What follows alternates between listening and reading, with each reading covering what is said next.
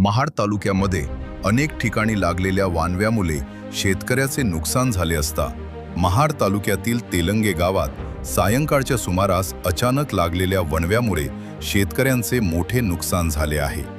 तोंडाशी आलेला कडधान्यांचा घास वणव्याने हिरावून घेतल्याने शेतकरी हवालदिल झाले आहेत। खाडीपट्ट्यामधील तेलंगे गावातील शेतजमिनीत असलेल्या गवताला अचानक वणवा लागल्याने पावटा, तूर आणि मूग यांसारखी पिके जळून खाक झाली।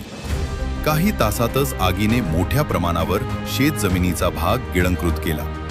या आगीत तेलंगे गावातील स्थानिक शेतकऱ्यांचे शेतामध्ये केलेले कष्ट वाया गेल्याने शेतकरी हातबल झालेला पाहायला मिळत आहे। गावातील स्थानिक ग्रामस्थांच्या मदतीने आग विझवण्याचे प्रयत्न केले, परंतु वाऱ्याच्या जोरामुळे आग वेगाने पसरली। प्रशासनाने तात्काळ पंचनामा करून नुकसान भरपाई मिळावी यासाठी शेतकरी मागणी जोर धरू लागली आहे।